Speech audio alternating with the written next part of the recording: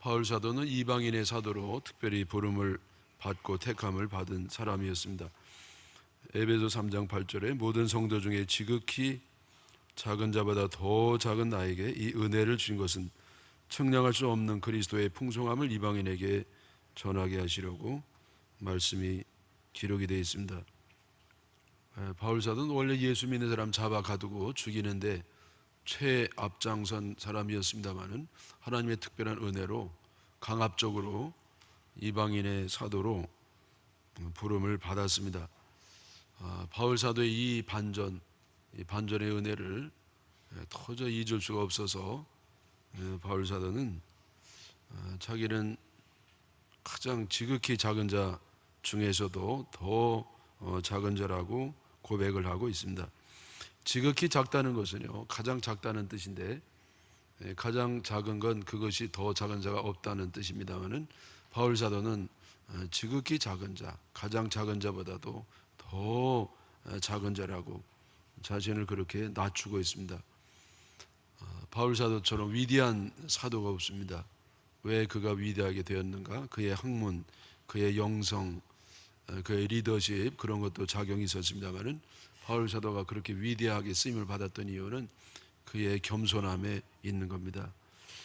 바울 사도는 이것을 형식적으로 인사치레로 하는 말이 아니라 정말 뼈저리게 느꼈기 때문에 하나님께서 이렇게 겸손한 바울 사도를 귀하게 사용하셔서 대사도로 만들어 주심을 믿습니다. 여러분, 그 바울뿐만 아니라 하나님께서는 이렇게 겸손한 사람을 기뻐하시고 그를 사용하시고 은혜를 주시고 복을 주시는 줄 믿습니다. 뭔가 이룬 사람은 조심해야 됩니다. 뭔가 이뤘다고 내가 우쭐하고 내가 드러나는 순간 그때부터 추락이 일어나는 겁니다. 성장은 거기서 끝나는 겁니다. 그리고 더 이상 성장을 없고 하나님 사용하지도 아니하시고 그가 갖고 있는 성장은 거짓이고 그가 갖고 있는 믿음은 껍데기에 불과하게 되는 그런 일이 있는 겁니다. 뭔가 잃었다고 우쭐대는 그 순간은 이미 추락이 시작한 시점이라고 봐야 되고, 그러나 이제 반대로 우리가 어떤 자기가 이루고 자랑할 게 많고 뭔가 좀 남보다 탁월하게 되었을 때에 그때 정말 겸손하게 말 한마디라도 겸손하게 정말 낮출 때 하나님께서는 그를 지속적으로 사용하셔서 결국은 큰 위대한 일꾼으로 사용하게 됨을 믿습니다. 성경에 나오는 가장 그 못된 인간, 교만한 인간은 압살롬이 아닌가. 그 이름에도 시사하는 것처럼 아주 참 그 있을 수 없는 그런 인간이 하필이면 다윗의 아들 가운데 그런 아들이 있다는 것이 참 기가 막힌 일입니다. 여러분, 자녀 교육은 장담할 수가 없는 것이죠. 다윗과 같은 그 훌륭한 사람 밑에서 그렇게 엉터리 인간이 나왔다는 것은요, 참 기가 막히고 이해가 안 되는 겁니다. 왜 압살롬이 그렇게 못된 인간이 됐냐면은 너무 잘생겼어요. 너무 잘생기고 머리도 좋고 추진력도 있고 적응력도 있고 순발력도 있고 끈기도 있고 하여튼 완벽한 그런 사람이었습니다. 되게 외모가 잘생기면 되게 능력이 좀 모자란 경우가 많이 있거든요. 되게 키 크고 잘생긴 사람이요 허당이 많아요. 근데 물론 우리 교회는 예외가 되겠습니다만은 되게 유능한 사람은요 잘 못생겼어요. 되게 키가 작고 얼굴도 못생겼고 눈도 탁 찢어져 가지고 독한 기가 있고요. 좀 이렇게 생겨야 한 자리 하고 그렇지. 근데 여러분, 압살롬은 어떻게 된 게 두 개가 다 있어요. 잘생겼죠. 능력 있죠. 하나님의 특별한 갑절의 은혜를 받았는데 사람들이 그러니까 늘 칭찬하는 겁니다. 여러분, 더군다나 왕의 아들 왕자인데요. 네? 정말 왕자를 좋아해서 칭찬하는 사람도 있지만은 자기가 좀 어떻게 한 자리 하려고 왕에게 잘 보이려고 막 미사력구를 동원해 가지고 그렇게 극찬을 하지 않았겠습니까? 네? 그럼 목사님 아들들도 조금은 조심해야 됩니다. 왜냐하면 아주 이렇게 아주 좋은 말을 해줄 수 있거든요. 속으면 절대 안 되죠. 근데 여러분이 압살롬은요 자꾸 이게 듣다 보니까 자기가 그런 인간인 줄 알고 자기 착각에 빠진 겁니다. 우쭐해가지고 자기는 아버지보다도 훌륭한 사람이라고. 여러분 다윗처럼 위대한 인간이 어디 있습니까? 물론 약점도 많이 있죠. 근데 이 압살롬이 볼 때는요 아주 아빠가 그냥 신통치 않은 겁니다. 마음에 안 들어요. 어떻게 저렇게 일을 하나. 그러면서 나중에는 오버해가지고요 아버지를 몰아내고 자기가 아버지가 되는 이런 기가 막힌 그런 일을 합니다. 왜 그렇습니까? 교만해져가지고 더 이상 높아질 수 없다가 높아지더니 결국은 사고를 치게 되는 겁니다. 결국 뭐 시간이 없어서 이 말씀 다 드리기 어렵습니다만은 결국 어떻게 되죠? 죽임을 당합니다. 요압 장군이 쳐들어가가지고 죽이는데 말단으로 막 도망가다가 왜 죽냐면 나무에 그 머리가 걸려가지고. 여러분 이 압살롬 머리는요 키도 커서 잘생겨 남보다 머리 하나 좀 더 있는데 더군다나 머리가 숱이 많고 윤기가 잘잘잘잘 흐르고 시커멓고 마치 숫사자의 갈기처럼요. 그래서 이 압살롬이 한번 머리를 싹 하면 그냥 그 아가씨들이 가슴이 벌렁벌렁벌렁 하는 겁니다. 예? 얼마나 자랑스러운 건데요. 그래서 이 압살롬이 머리를 자랑하고 우쭐대고 그것 때문에 아주 그 자부심을 갖고 그러는데 그 머리 때문에 나무에 걸려서 결국 창으로 찔려서 죽이잖아요. 대롱대롱 매달려 있다가 저같이 머리를 이렇게 짧게 깎으면서 싹 지나가는데 압살롬은 큰 머리를 막 이래가지고 거기 덜커덕 걸려가지고요 결국 비참한 최후를 당하는 겁니다. 여러분 뭔가 내가 자랑하는 거 의지하는 거 뭔가 그것 때문에 내 자존심 살려주는 거 그거 조심해야 됩니다. 네? 여러분 겸손한 사람 중에 제일 겸손한 사람은 아마도 바나바라고 생각이 되는데 시간 관계상 오후 예배에 말씀을 드리도록 하겠습니다. 하나님은 교만한 자를 물리치시고 겸손한 자를 사용하시는데 일꾼을 사용할 때도 마찬가지예요. 다윗이 그렇게 겸손했기 때문에 하나님께서는 그를 귀하게 들으셔서 위대한 사도로 만드신 줄 믿습니다.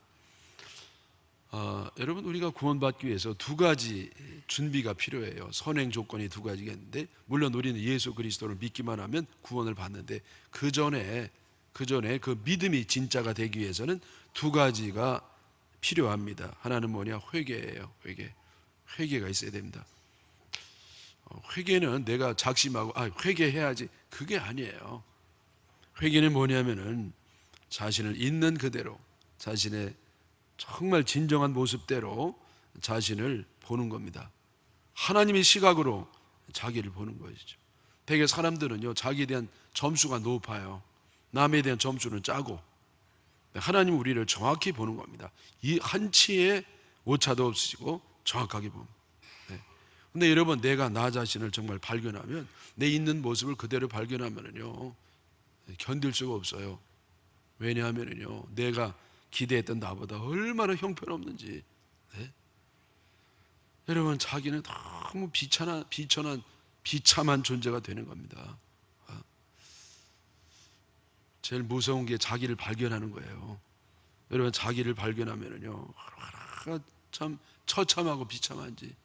세상에 어떻게 이런 형편없는 인간이 있나.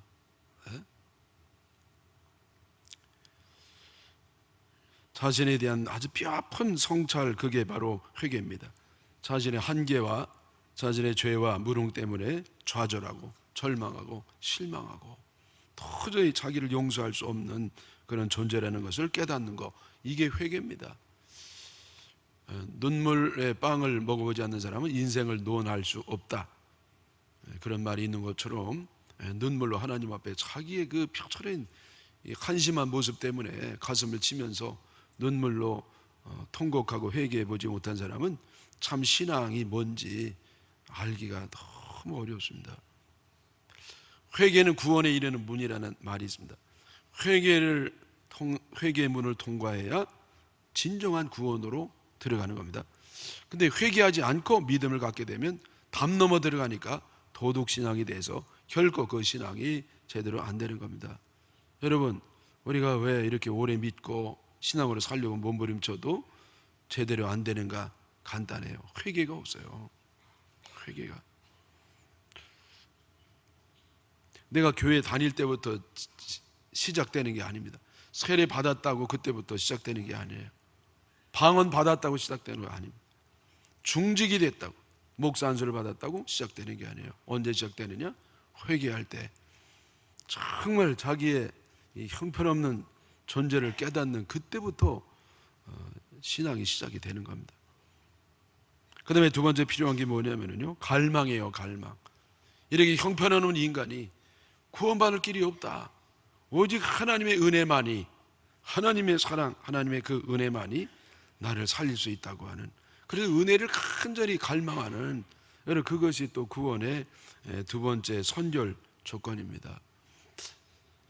제가 군에 가서 훈련을 받는데요, 한 시간 훈련하면 10분 정도 휴식을 줍니다. 여러분, 여름에 그 태양빛에 너무너무 더운데요, 그 수통 하나 이만큼 주는 겁니다. 그러면 10분 동안에 이물을 먹어야 되는데, 뭐 정확한 건 아닙니다만 한 300명 가까운 부대원이 그 스페어 깡통 하나의 물을 다 마셔야 돼요. 근데 시간이 안 돼요. 잘 마셔야 뭐 한 30분 먹나, 30명 먹나. 그리고 여러분 계산해 보십시오. 하루 종일 가도 그 물 한 모금 얻어먹기 어려워요. 맨 처음에는요, 뭐 서로 눈치도 보기도 하고 줄도 서기도 하는데, 이 시간이 2-3시간 지나가면요, 눈이 돌아가요. 그래서 이제는 질서는 없어지는 겁니다. 서로 막 아귀 다툼하는 것처럼 달려들죠.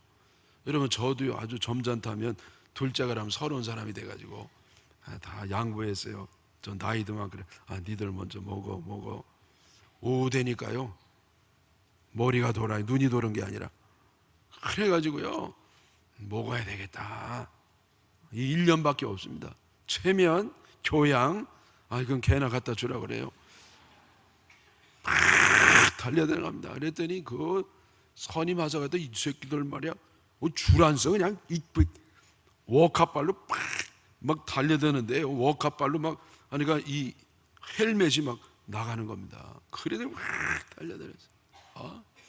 그래가지고 막 저 가전을 뺏어가지고 그냥 먹고. 잘했죠? 그게 갈망이에요. 갈망. 여러분, 갈망은 뭐냐? 뭐 체면, 뭐 자존심, 그거 없습니다. 그냥 그거 하나. 여러분, 우리가 이런 하나님께 오직 하나님만이 나를 구할 수 있다고 하는 이런 갈망을 가질 때 하나님은 구하면 주신다고 하시기 때문에 우리들에게 반드시 은혜를 주신 줄 믿습니다. 여러분, 사실은요, 은혜를 이미 받았어요. 내가 태어나기 전에 하나님 은혜를 주셨는데, 다만 그 은혜를 누가 체험하느냐? 갈망하는 사람이. 네? 주어졌는데도 모르는 겁니다. 내가 회개하고 갈망할 때 하나님의 은혜가 나에게 체험이 돼서 너는 진정한 신앙으로 들어가는 겁니다. 여러분, 이렇게 은혜를 받은 사람은 두 가지가 따라와요. 하나는 감사죠. 내가 한 거 하나도 없이 내 자격이나 공로가 아니라 전적으로 하나님의 은혜로 됐기 때문에 우리는 감사하지 않을 수가 없어요. 감사는요, 신앙의 일부분이 아니고 신앙 자체가 감사예요. 일평생 감사하는 사람이 되는 겁니다. 그 다음에 두 번째는 뭐냐면 겸손이죠. 겸손. 왜? 이 비천한 인간이 구원을 받았으니 여러분, 자랑할 게 아니죠. 여러분, 자랑은 해당이 안 되는 겁니다. 큰 소리, 여러분, 큰 소리 무슨 큰 소리입니까? 나같이 형편없는 지옥 밑바닥에 갈 사람이 이런 구원을 받았으니 무슨 큰 소리입니까?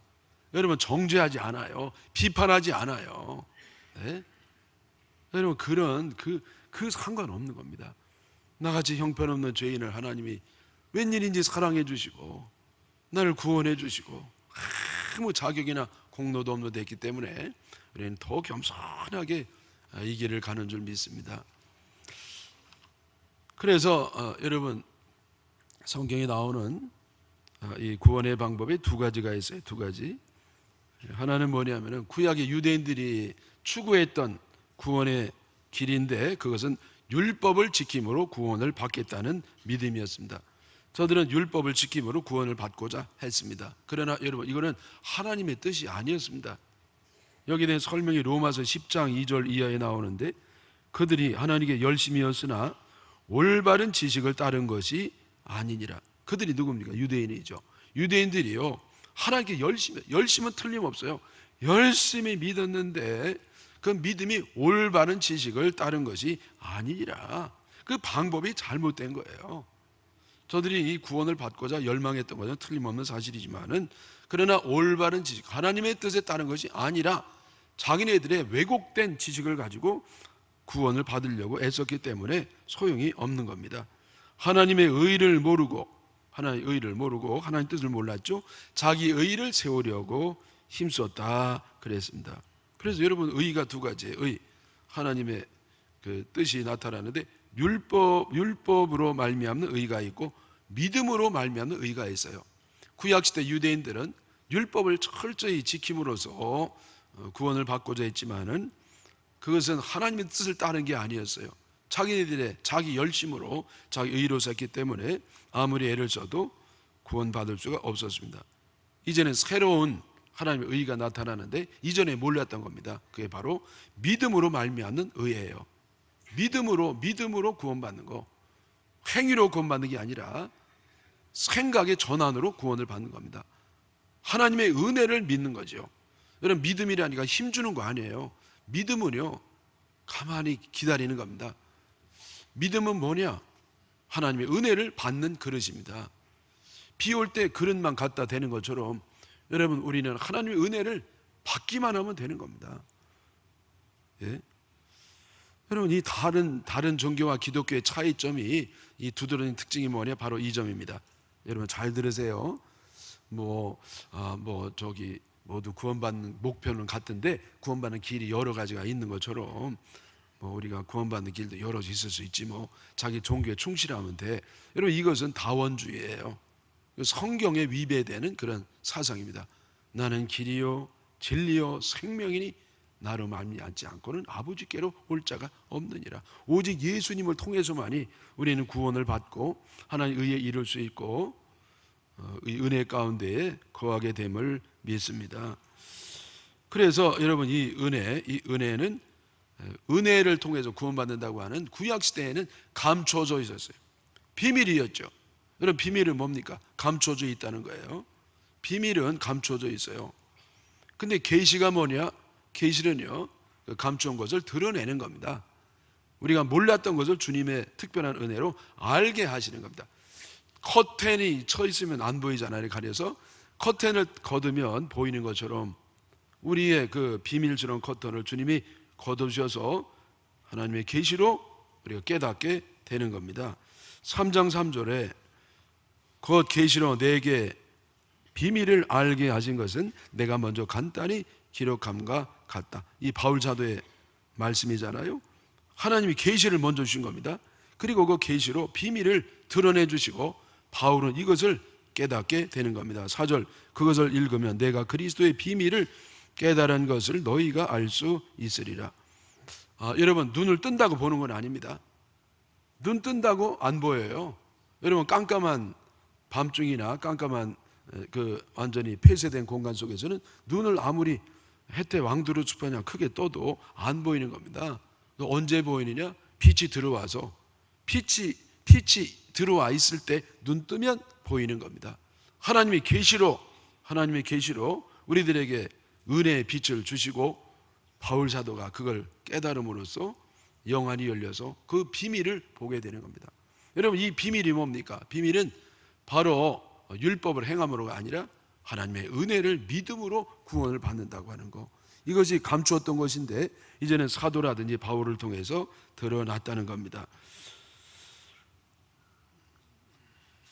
그리고 이 은혜가 뭐냐? 은혜는 복음을 통해서 나타났는데 이 복음은 구체적으로 예수 그리스도십니다. 6절 이는 이방인들이 복음으로 말미암아 그리스도 예수 안에서 함께 상속자가 되고 함께 지체가 되고 함께 약속에 참여하는 자가 됩니다. 여러분, 이방인들은 이 복음을 잘 몰랐습니다. 그런데 바울 사도가 복음을 갖다 줬어요. 이 복음은 뭐냐? 하나님의 은혜가 복음을 통해 나타나는 건데, 그 구체적인 것은 바로 예수 그리스도, 예수님이 바로 복음의 내용입니다. 은혜는 복음을 통해서 드러났고 복음의 내용은 예수 그리스도, 예수님이 복음의 내용이에요. 우리 죄 많은 사람들이 예수 그리스도의 보혈의 은총을 믿음으로 구원을 받는 길이 열렸다. 이게 복음이에요. 그래서 이 바울이요, 이거를 맡은 겁니다. 일꾼으로. 그래서 7절에 이 복음을 위하여 그의 능력이 역사하시는 대로 내게 주신 하나님의 은혜의 선물을 따라 내가 일꾼이 되었노라. 이것도 이 바울 사도가 지식이 많고 외국어 잘하고 리더십이 있고 능력이 있어가 아니라 하나님의 은혜로 일꾼이 되었다는 겁니다. 여러분, 우리가 구원 받을 때만 은혜로 된 건 아니에요. 모든 게 은혜입니다. 내가 일꾼 된 것도, 내가 복을 받은 것도, 여태까지 살아온 것도 모든 게 은혜입니다. 내가 깨닫지 못해서 그렇지 모든 게 은혜입니다. 여러분, 우리가 공기 숨쉬고 사는 거 깨닫지 못하잖아요. 그러나 한순간도 공기 없이 살 수 없는 거 마찬가지로 우리가 은혜로 살면서도 깨닫지 못하는 것이죠. 여러분, 바울 사도가 일꾼이 된 것은 바로 하나님 은혜로 된 것인데, 우리도 바울 사도처럼 일꾼이 된 줄 믿습니다. 그럼 어떤 일을 하라고 부르셨는가? 8절 다시 보겠습니다. 모든 성도 중에 지극히 작은 자보다도 더 작은 나에게 이 은혜를 주신 것은 측량할 수 없는 그리스도의 풍성함을 이방인에게 전하게 하시고. 왜 하나님이 이 은혜를 나에게 주셔서 일꾼을 만드셨느냐? 이방인을 위한, 이방인에게 복음을 전하도록 주님께서 나에게 미션, 사명을 주셨는데, 그 사명의 내용이 뭐냐? 측량할 수 없는 그리스도의 풍성함을 이방인에게 전하게 하시려고. 여러분, 그리스도의 사랑, 그 은혜는 우리가 도저히 잴 수가 없습니다. 측량할 수가 없어요. 너무 커서. 그래, 이 엄청난 이 사랑, 이 은혜, 이 축복, 이 생명, 이런 것들을 이방인에게, 믿지 않는 사람들에게 전하도록 주님께서 바울을 세워주신 겁니다. 여러분, 이 그리스도의 풍성한 은혜를 전한다는 사명은 바울뿐만 아니라 우리 모든 교인들에게도 해당되는 말씀인 줄 믿습니다. 제가 말씀드린 것처럼 에베소서는 바로 교회론, 교회가 뭐냐, 교회가 뭐 하는 데냐, 교회론에 대한 기록이라는 말씀을 드렸는데, 오늘 이 교회의 핵심에 대한 내용이 나옵니다. 교회는 뭐 하는 곳이냐? 그리스도의 풍성한, 측량할 수 없는 이 풍성한 생명, 축복, 사랑, 은혜를 믿지 않는 사람들에게 전해주는 것, 그것이 교회의 핵심적인 사명이라는 겁니다. 여러분, 교회에서 병 고치지만은요, 병원이 아니에요. 교회에서 배우지만은 여러분, 학교가 아닙니다. 구제하지만은 구제기관이 아니에요. 친교하지만 친교기관이 아니에요. 그럼 교회는 뭐 하는 데냐? 그리스도의 풍성한 이 은혜와 축복과 생명을 이방인에게 전해주는 것, 안 믿는 자에게 전해주는 것, 즉 전도하고 선교하는 것, 이것이 교회의 핵심적인 사명입니다. 난 복 받으려고 교회 다니는데, 맞아요. 여러분, 하나님은 내가 원하는 것보다도 우리가 복 받기를 더 원합니다. 근데 그거는 중간 목표예요. 그거 넘어서야 되는 겁니다. 우리가 복을 받고 이제는 넘어서서 바로 그리스도의 이 측량할 수 없는 사랑과 생명과 축복을 믿지 않는 사람들에게 전해주는 데까지 나가야 되는 겁니다. 여러분, 이게 하나님의 소원이고 하나님의 비전입니다. 여기까지 가야 되는 겁니다. 여러분, 교회가 뭐 하는 데냐? 교회는 그리스도의 풍성한 이 축복을 믿지 않는 사람들에게 전해주는 거, 생명을 살리고 생명을 잘 키우고, 그래서 이 생명을 전해주는 생명의 요람이 바로 교회인 줄 믿습니다. 이게 가장 우선적인 것이고 핵심적인 것이고 근본적인 것이고 중요한 것이고요. 이것이 가장 주님의 예언과 같은, 유언과도 같은 그런 말씀인 줄 믿습니다. 예수님 이걸 알아 오셨다가 제자들에 맡기시고 가시면서도 이 사명을 제자들에게 부탁을 하신 겁니다. 제자들이 예수님 마지막 승천할 때 여쭤봤어요. 주님 지금 가시면 우리 나라는 언제 회복이 됩니까? 저들은 예수님 따라가면서 로마로부터 독립 이루는 것을 잔뜩 기대했거든요. 주님 가시면 언제 우리 독립되죠? 주님이 말씀하시기를 때와 기한은 너희의 알 바 아니라 너희가 성령을 받고 권능을 받으면 너희들이 권능을 받고 예루살렘과 온 유대와 사마리아와 땅끝까지 이르러서 내 증인이 되리라. 그리고 승천을 하신 겁니다. 너희 딴 거 관심 두지 마라. 이 독립하는 거 이거 관심 갖지 마라. 정치 관심하지 마라. 너희에게 관심 둘 게 있어. 성령을 받아야 된다. 성령을 받으면 권능을 받고 증인이 돼서 땅끝까지 하나님 나라가 이루어질 것이다. 여러분 우리가 다른 딴 데 우리 신경을 뺏기면 안 됩니다. 하나님 우리들에게 능력을 주신 것은 하나님의 이 복음을 전파하라고 그렇게 주신 겁니다. 여러분 교회 정치 신경 쓰지 마세요. 교회 누가 목사님 사랑을 더 많이 받냐 덜 받냐 여러분 그런 거 신경 쓰지 마시라고요. 선교회에서 저 개울가로 놀러 가는데 삼겹살 가져가냐 오겹살 가져가냐 여러분 그런 거 신경 쓸 거 없어요. 물론 쓰긴 써야죠. 조금만 쓰시고 우리의 주된 이 관심은 영혼을 구원하는 일에 복음을 전파하는 일에 우리가 받은 이 하나님의 놀라운 은혜를 남들에게 전파하는 여기에 우리가 관심을 가져야 된다는 겁니다.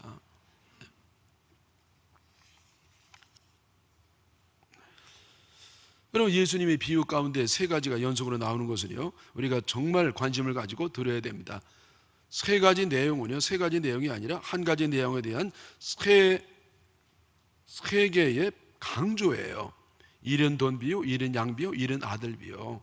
이거는 잃어버린 영혼을 찾아가는 주님의 심정을 드러내는 겁니다. 그래서 잃은 양 비유 보면 굉장히 영털이에요.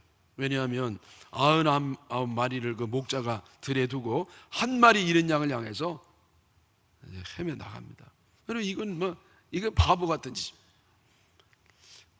아니 99마리나 잘 지키는지. 물론 누구 맡기고 가면 좋겠는데 맡길 사람이 없으면요 할 수 없이 한 마리 아깝다 하더라도 99마리나 잘 지키는 것이 상식이고 이것이요 참 이해할 만한 일입니다. 근데 아니 99마리를 잃어버릴 그럴 위험성에 처해지게 만들어 놓고 한 마리를 찾아 나가는 이게 이런 엉터리가 어디 있습니까?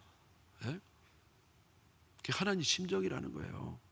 여러분 다시 말하면은요 저 밖에 잃어버린 양 여러분 교회 밖에 있는 이런 양들 거기에 우리 관심을 99마리보다도 더 100배 관심을 가지나 100배 우리는 이 안에 100배 관심이 있잖아요.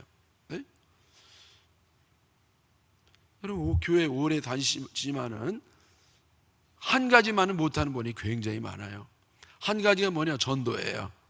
딴 건 다 잘합니다. 기도도 잘하죠. 성경도 잘하시죠. 섬기기도 잘하시죠. 청소도 잘하시죠. 근데 뭘만 못하느냐? 전도만은 못해요. 인품도 훌륭하시고 인간관계도 잘하시고 지혜도 있으시고 참 모든 게 100점입니다. 근데 한 가지는 전도를 못하는 거예요. 왜 그래요? 마귀가요 역사하는 겁니다. 여러분 잘 들으십시오. 마귀는요 죽이는 게 목적이에요. 속이고 올고매고 죽이는 게 여러분 그게 마귀 하는 일입니다. 마귀는 속여요 올가매요 죽이는 겁니다. 근데 여러분 하나님이요 전도를 통해서 살리는 거니까 마귀가 제일 싫어하는 게 전도입니다. 그래 딴 건 다 냅둬요. 봐줘요. 봐줘. 그러나 전도만은 못하게 하는 겁니다. 그래서 여러분 우리가 딴 건 못해도 전도만은 할 줄 알아야 됩니다. 한번 따라 하시죠. 다른 건 못해도 전도만은 합시다. 아멘. 아멘. 쪼만해진 거 봐요. 여러분 우리가 한 가지만 한다고 하면 전도를 해야 되는 겁니다. 주님의 가장 귀하게 여기시고 유언 같은 말씀이시고 교회의 아주 핵심적인 사명이기 때문에 그랬습니다. 여러분 그 마틴 루터가 그런 얘기했어요. 성경을 다 제하고 나면 마지막 남는 것이 영혼 구원이다. 성경을 어떻게 제합니까? 한 절 한 절 다 천지가 변해도 변함없는 진리의 생명의 말씀인데, 그러나 그저 이렇게 조금 덜 중요한 것부터 제해 나가다 보면 마지막 남는 것이 생명을 구하는 것이다. 웨슬레도 그런 얘기했습니다. 오직 복음을 전하는 일만 하라. 생명을 살리는 일만 하라는 겁니다. 물론 딴 것도 해야 됩니다. 근데 딴 거 보조적으로 생각하고 이거를 위주로 해야 돼요. 바울 사도는 그런 말을 했습니다. 내가 복음을 전하지 아니하면 내게 화가 있을 것이다. 이건 문학적인 표현이 아니고 상징적인 의미가 아니고요, 실제로 일어난 일입니다. 왜냐하면 복음은 이 번식력이 있거든요. 전파력이 있어요. 복음을 헬라 원어로 유앙게리온이라고 하는데, 유앙게리온은 파도라는 말도 번역이 됩니다. 그래서 문맥에 따라서 어떤 것은 파도, 어떤 것은 복음, 그렇게 번역을 합니다. 다시 말해서 이 복음은요, 파도처럼 번져나가는 성격이 있습니다. 내가 가진 복음이 진짜라면 번져나가게 되어 있어요. 여러분, 이 전도는요, 마음 먹고 하는 게 아니에요. 그냥 자연스러운 겁니다. 자연스러운 거예요. 복음이 내 안에 딱 심령 위에 오면 번져가죠. 안 믿는 친구에게, 남편에게, 애들에게, 이모에게, 고모에게, 나그로 아줌마에게, 배달하는 아저씨에게. 여러분, 자꾸 언제까지? 끝까지. 파도가요, 계속 갑니다. 땅끝까지 가는 것처럼 복음은 쉼 없이 주님 오실 때까지 가는 겁니다.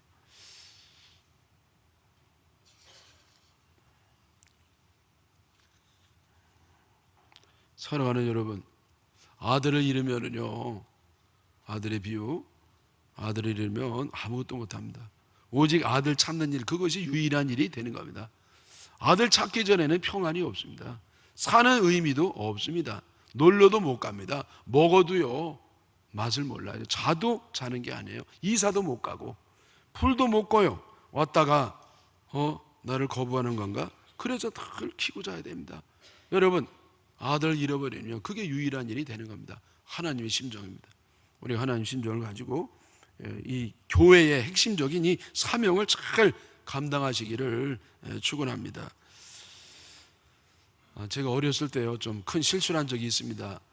제가요, 참 순진하거든요. 여러분, 순수는 좋아도 순진은 바보 멍충이거든요. 그래서 제가 이제 학교에서 선생님에게 윌리엄 테리에게 감동을 받고 집에 와서 제가 재연을 하는 겁니다. 내 동생을 이렇게 벽에다 세워놓고 사과를 머리에 얹혀놨어요. 그리고 내가 화살 가지고 쏘는 겁니다. 화살이 없으니까, 없기가 얼마나 다행이에요. 그래서 그때는 다트라고 해서 이런 거 아시죠? 이렇게 앞에 나비 돼 있고 못으로 앞뒤쪽 나왔고, 이렇게 막대가 있고 뒤에는요, 닥털이 달려 있어요. 그래서 이거를 던지는 겁니다. 내가 윌리엄 테리 돼가지고, 걔 내가 동생 보고 너 서 있어. 아마 애가 유치원 때인가, 내가 초등학교 2학년 때인가, 뭐 하여튼 애를 세워놨어요. 그리고 이 다트를 가지고요, 던지는 겁니다. 근데 안 맞아요. 자꾸 겁이 나서. 애가 잘못하면 어떻게 돼요? 그래가지고 자꾸 너무 멀리 던지더라고. 그래서 한 번은 용기를 내서 그냥 다 던졌어요. 그랬더니 관역 안으로 들어갔어. 근데요, 큰일 날 뻔했습니다. 이게 딱 맞았는데 어디 맞았냐면은 요 눈 바로 밑에요. 여기 맞은 거야. 아이고, 이게 맞고서 이게 무거우니까 이렇게 돼 있더라고. 여러분, 제가 이게 던져서 애 맞히기 전까지는 용기를 가지고 했는데, 이게 맞고 나니까 이게 얼마나 큰 잘못인지 그때 깨달았습니다. 근데 우리 동생도요, 맨 처음에 뭐 영문을 모르고 있다가 덜렁덜렁하고 사태를 늦게 깨닫고는 하고 오는 거예요. 울지 마, 울지 마, 울지 마. 잘못했어, 형이 잘못했어.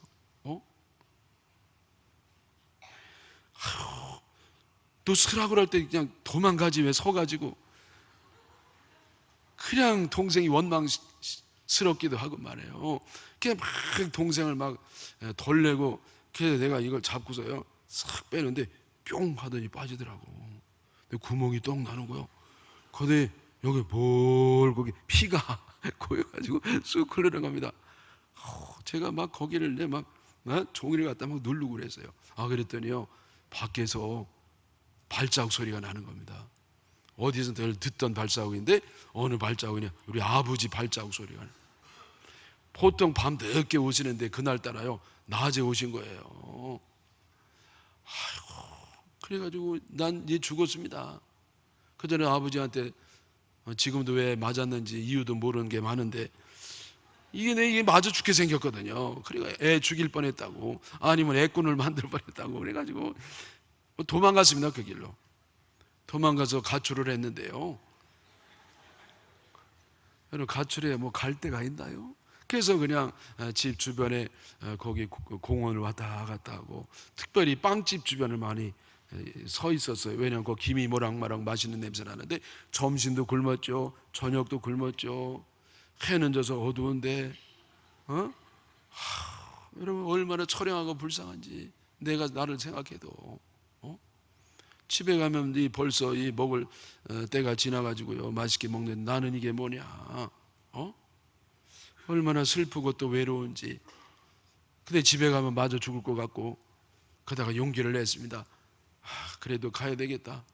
우리 아버지 집에는 먹을 게 있는데, 탕자처럼 용기를 내서 갑니다. 가는데요 그 대문 앞에서는 못 들어가겠어요. 아버지가 가만히 보니까 다 담배를 피우면서 다 이렇게, 그때는요 뭐 다 보였어요. 뭐 담이 뭐 있어야 뭐 다 뻐끔뻐끔 구멍 뚫리고 그런 거니까. 좀 있더니 탁 때리더라고. 누가 딱 보니까요 엄마가 어떻게 알고 나오셨어. 야, 이 녀석아, 너 어디 가가? 너 밥도 안 먹고. 너 밥 먹었어? 안 먹었어요. 아이고, 엄마가 얼마나 찾았다고. 너 어디 있었어? 공원에. 내가 공원 갔었는데. 어디 있었던 거야? 빨리 가, 빨리 들어가. 못 들어가. 왜 못 들어가? 아빠한테 혼나. 아유, 들어가, 괜찮아, 빨리 들어가. 아유, 못 들어가. 아이, 빨리. 엄마 손잡고 막 들어갔어요. 내 아빠 위해서 서성대니까 빨리 무릎 꿇고 잘못했다고 그래. 그게 막 무릎 꿇었죠. 빨리 잘못했다고 그래. 잘못했어요. 제가 잘못했거든요, 진짜. 그래도 아버지가 있다가요, 너 잘못했지? 예. 다시는 그러지 마. 예. 가서 밥 먹어. 그래가지고 그냥 밥 먹고요 자유를 얻었습니다. 여러분, 제가 왜 이런 말씀 드리냐면은 12절이 이게 오늘 말씀의 결론이거든요. 12절에 우리가 그 안에서 그를 믿음으로 말미암아 담대함과 확신을 가지고 하나님께 나아감을 얻느니라. 우리가 죄 짓고 하나님 앞에 나갈 수가 없습니다. 양심이 그래도 있어가지고. 그러나 이제는 그를 믿음으로, 예수님을 믿는 믿음 때문에 담대함과 확신을 가지고 하나님께 나가는 겁니다. 엄마가 나를 데려간 것처럼 예수님이 엄마의 역할을 해가지고 아버지께 데려가셔서, 혼날 줄 알았더니 밥 먹으라고 매도 안 맞고. 여러분, 예수님 하신 일이고 이 일을 하시다가 제자들에게 맡기셨고, 이제 우리까지 이 사명이 온 겁니다. 사랑하는 여러분, 우리도 예수님 하시던 일을 열심히 하셔서 다 복 받으시고 많은 사람을 구원하시는 우리 교회가 되기를 주님의 이름으로 축원합니다.